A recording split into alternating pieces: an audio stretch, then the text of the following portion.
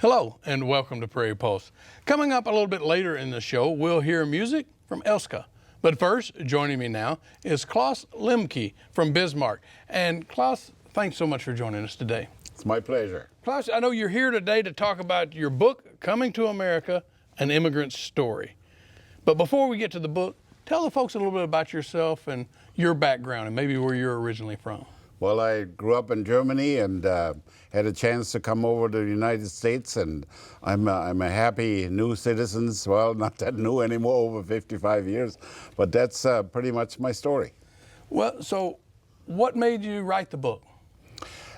It was for the purposes of telling my family and my children where I came from, what the different life was over there, how I grew up, and what I found here once I got here to the United States. That we wanted to document that for that purpose. But it got bigger and bigger and bigger, and we developed in a formal book. So how long did it take you over the time to put it all together and write the book? Unfortunately, over 3.5 years. It just, but the biggest thing was I didn't always get to it. Okay. So you're saying you didn't work on it full time? That's correct. Okay. But can you talk a little bit about life in Nazi-occupied Poland in the 40s, I guess? Of course, you were born in 42, I understand. But you now know about it, so tell us about that. Yeah, that's correct. It was occupied, but I was born there because my dad was placed in service. When Germany in '39 took over Poland, they had a number of Bolshevik or commune farms there, and Dad was placed in service for that. I've seen his contract, a copy of his contract, that he had to pay the German government so many tons of butter and so many tons of cheese and all the flour, and because it was that larger commune farm. And that's where my parents moved there, and that's where two of my brothers and I were born in 1941 and 42 and 43 in today's Poland. Mm-hmm. So what was life like after World War II, even in Poland area with poverty and difficulties? Well, in 43, my mom got a permit to visit her parents in northern West Germany, and I was told that they were fleeing, of course, but they could never admit it publicly because they would have been punished or maybe even thrown in a concentration camp. So they said they were visiting, and they had full intentions of staying in West Germany. So they really fled from that Polish area. So when did your family move to West Germany? And Mom in 43, in the fall of 43, and Dad in the winter of 44, driving cattle towards the west, trying to save what they could save from the farm. Really? Okay. So what was occupied Germany like? Well, it was actually kind of nice. I remember the British soldiers that grew up in northern Germany. It was British occupied. But later on, we moved to the central part, and the Americans. We loved those American soldiers.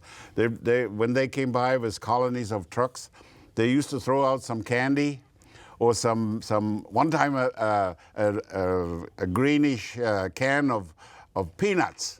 Wow, what a pleasure that was for us. So we loved those, all the soldiers, even the French. Later on, I was in a French-occupied area.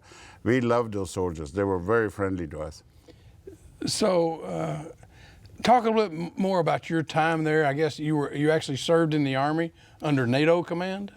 Later on, yeah, when I knew I was going to immigrate to the United States, I knew there was the war in Vietnam over here, and you would get drafted right away. I was told that when I counseled the U.S. consulate in Hamburg, told me that you get drafted right away if you've not serviced in the military. So I enlisted for 2 years in the German military. And a typical German, I became a drill instructor for 2 years, and I enjoyed it very much. All right. So you served in the German Army in what years? From 63 to 65. 63 to 65. And then I understand maybe you went and started farming? Dad always rented a farm after the war, and I always wanted to be a farmer. So I worked on Dad's farm for a couple of years after school, and then I went to an apprenticeship program, and I became a journeyman in farming, and then went to college for a 2-year agriculture college too. I wanted to be a farmer. I knew that from day one. Okay, but let's back up a moment because your family moved to West Germany. You said in 43 and 44. Correct. So what was your life like? With your family life like from 44 to the 60s then? Well, I was of course at first a small child, but I remember a little bit about the currency. We went to a puppet theater play once, and Mom took by that time we were 5 boys, took and gave each one of the entry fee, and the entry fee was paper money, and we had a stack of 6, 7 pieces of paper money, because the currency was so devaluated that for what is maybe value of a 10 cent, we had 4 or 5 different paper monies. There must have been marks, the old Reichsmark, in paper printed, and they were not even printed on both sides. They printed the money so fast, almost like we do now here in the United States. Okay, so okay, and then as I said, you then served in the 60s in the Army and then farming a little bit. So why and when did you immigrate to America? When I went to college, my dad or my mom opened up a laundromat and a dry cleaning outfit, and that went so well that Dad quit farming. So here I was just graduating with an agricultural degree and no farm. That was at the same time when in Hillsboro, North Dakota, a new sugar beet plant was being planned. And I happened to find an uncle in south of Moorhead here that was sent over to Germany to start negotiating for the building of the plant. And he had a farm south of Moorhead in Wolverton, Minnesota, and he had no kids.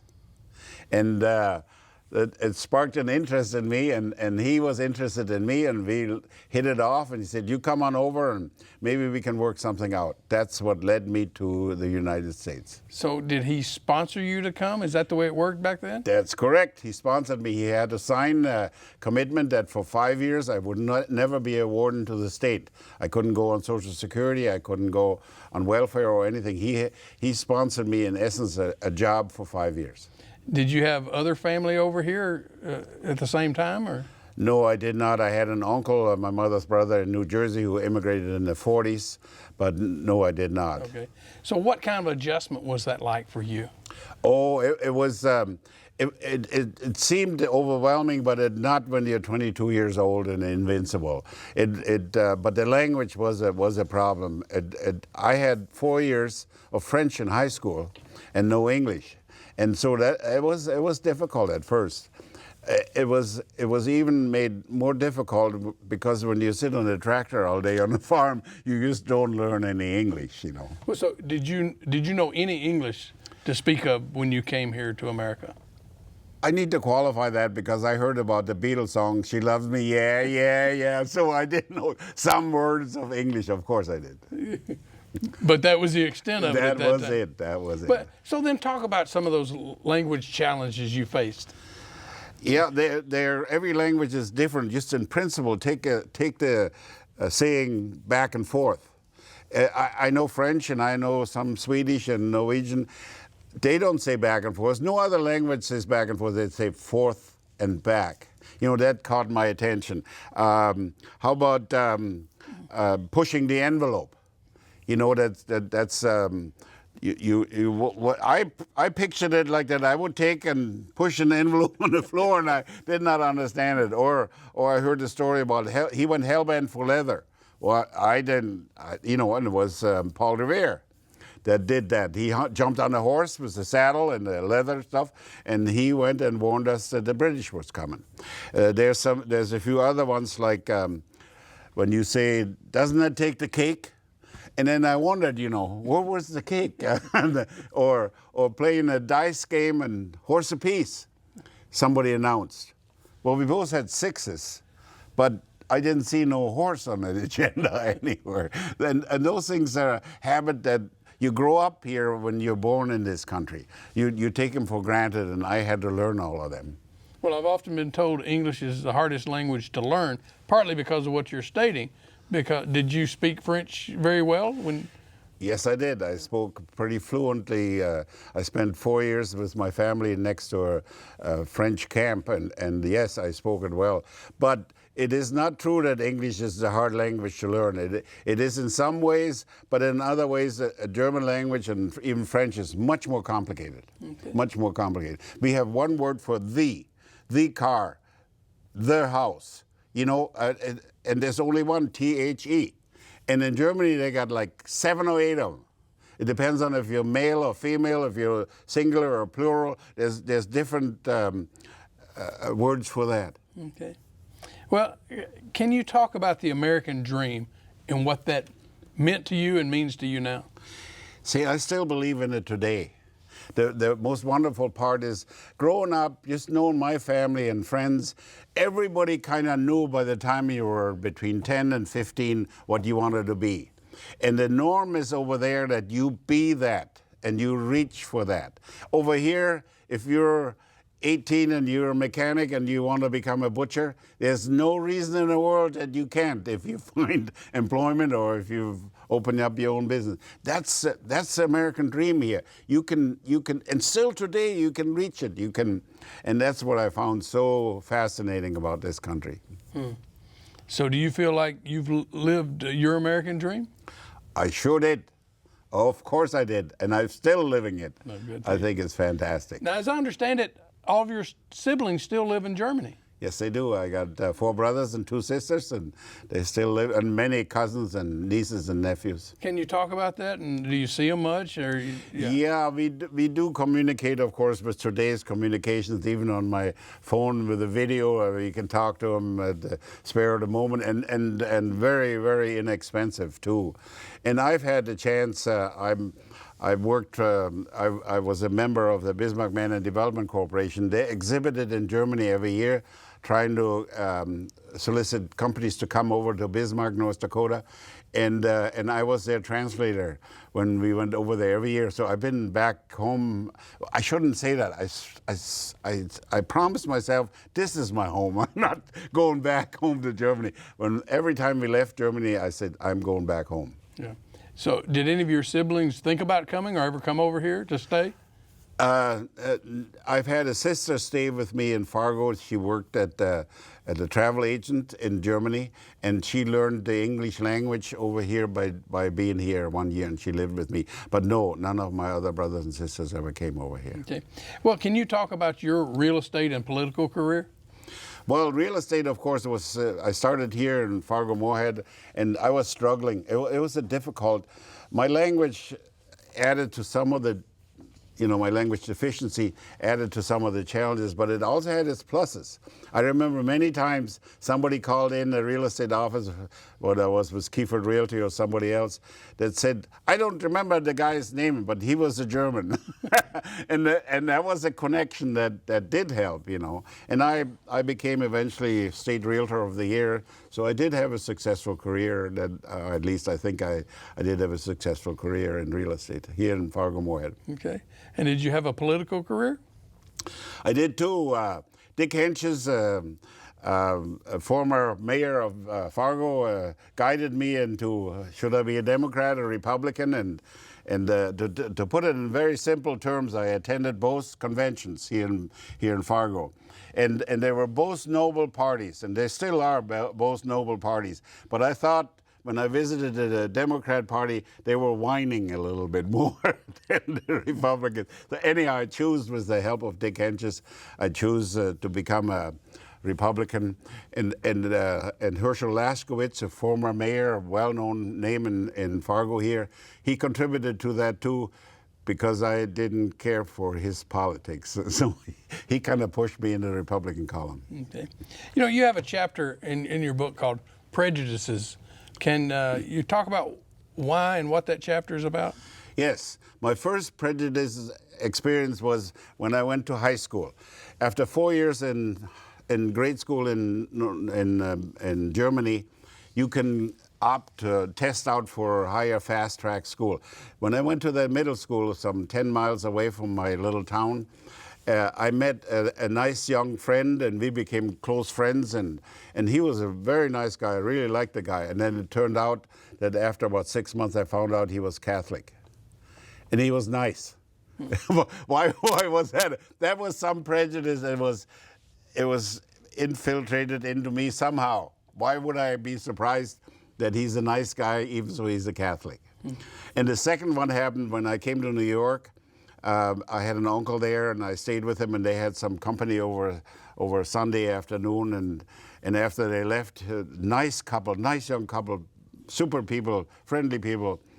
And when they left, my uncle said, did you know they were Jewish? It hit me like a ton of brick. Why did it hit me like a ton of brick? Why? They were nice. They were wonderful people. Why did they have some kind of a connotation of Jewish must not be nice or something? I can't figure out why I felt that way. Mm-hmm. Yeah, we talk about biases and conscious or unconscious. This had to be unconscious. My parents never said anything bad about Catholics or Jews. Never did. Mm. Back to your book, what's the hardest part about writing this book? What was the hardest part? Sitting down and doing the work. I did. I was pleasantly surprised. I bought a computer program called Dragon. You could speak into it and it would type for you. It would type about 90% of it, and the rest you had to correct. It did make a lot of mistakes. So there were a lot of editing in there. Did you speak German or English to it? I spoke English. I spoke English. Okay, I just wondered. Who helped you with your book in terms of sort of recollections and memories? Well, mostly all of it, the urging of my wife, Marcia.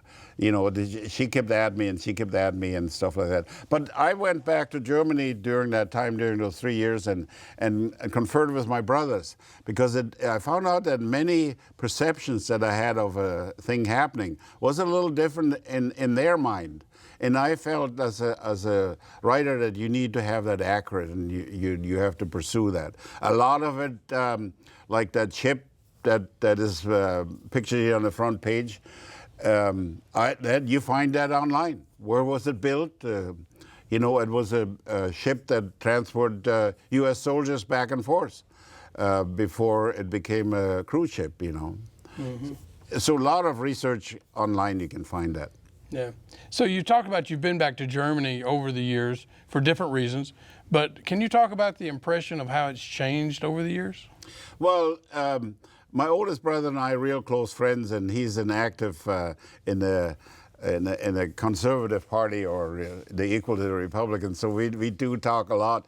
And now they have a Democrat prime minister over there, and I told him I'd never come back to Germany until you have a Republican prime minister over there. Yeah. So even though you didn't grow up in Poland, have you been to Poland? Yes, the three brothers that were born in Poland, we took a motorhome once here some 15, 18 years ago, and went back to Poland to found the place where we were born. We looked. I have the original birth certificate that was recorded in that town of Rybin, and we looked for that record, and it was not there. I have the original paper, but it was not there. Every record that the German left there was destroyed as soon as the Polish got their freedom back. So were you able to find the former family farm there? We found the farm, and it was owned by a Polish individual, and he denied that we were ever there. Yeah, sure. Okay, on your book, how long has your book been out? It's been since the first part of October. Okay, and what's been the reaction to the book so far? It's been fantastic. They tell me that the book reads the same way as I speak in my accent. I don't know how I can get a paper on accent, but that's what I've been told. And we ordered 1,000 books printed in Bismarck, and we have sold over 750 since that time. I don't know if you get asked this, but you brought it. What was your first car? It was a Beamer before we knew that it was called a Beamer. It was a little BMW Isetta that is a model here. And the door, I don't know where the camera is, but the door opened up to the front here, and there was only 2 seats in there, and a little 250cc motorcycle engine in it. It was a wonderful vehicle. All right. Well, back to your book real quick, though. What do you hope people will take away from the book when they read it? To realize and stop and think that all of us here are immigrants. We were at one time, our families all came from immigrants. We all did, and I get a nodding when I talk about it at service clubs. They all agree with it. You know, when their forefathers came over here on covered wagons, I had the fortune to come over here on a covered wagon too, but it was a Volkswagen that I took, and I didn't go across the prairies. I'm sorry, I came across I-94. There's a difference, but there's a similarity. But it mostly is, we're all descendants of immigrants. I happen to be a first-generation immigrant, that's all. And your family now, you get together and you talk about this, and what do you hope the future is for your family? I think they're all grateful, like I am, that we are Americans. We have lots of trouble in our country, but it is still the best country in the world. It's still the nicest place to live, the freest country. You know, I've always said that many of today's Western worlds, they have their own freedom, they got their own democracy and their own constitution, but none of them is practiced like here in the United States. On top of that, the Midwest here, North Dakota, it's the finest place to raise a family. It's a great country, my kind of country. That's probably a good place to end it on, Klaus.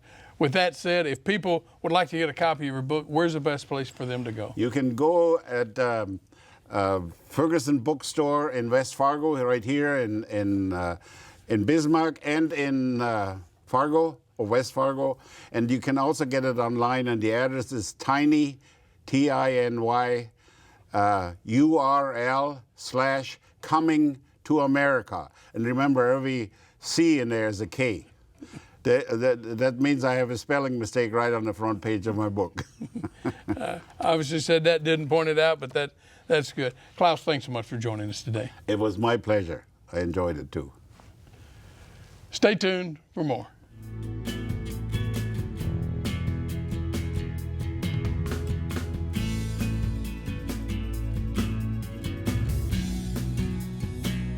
Elska's personal journey takes center stage in the lyrics of her indie pop style music.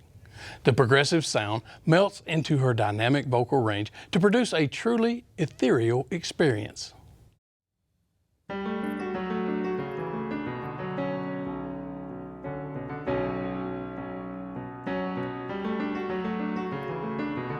You're okay, you're okay, you're okay, you're okay, is not how she hears it.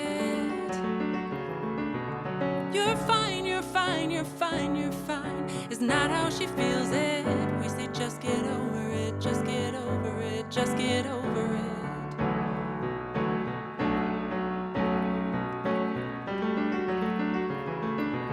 Not your fault, not your fault, not your fault, not your fault, it's not how she sees it. It'll pass, it'll pass, it'll pass, this will pass, it's not how she feels it. Just get over it, just get over it. Open caring eyes, open soul and mind, a heart in division, something's missing when no words prevail, when our wisdom fails, abandon the system, stop talking, listen. You're wrong, you're wrong, you're wrong, you're wrong, that's how she hears it. You're no good, you're no good, you're no good, you're no good, that's how she feels it.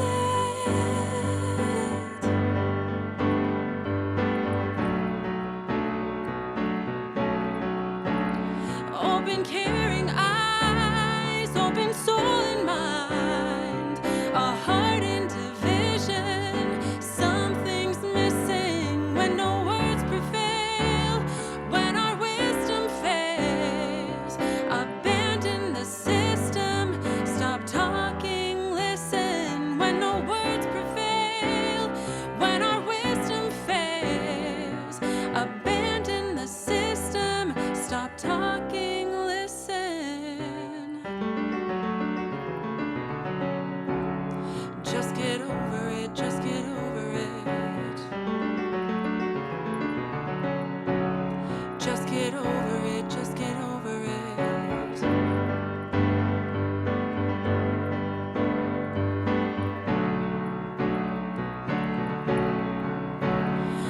open caring eyes, open soul and mind, a heart in division. Something's missing when no words prevail, when our wisdom fails. Abandon the system, stop talking, listen, open caring eyes, open soul and mind. When something's missing, stop talking, listen. Well, that's all we have on Prairie Pulse for this week. And as always, thanks for watching.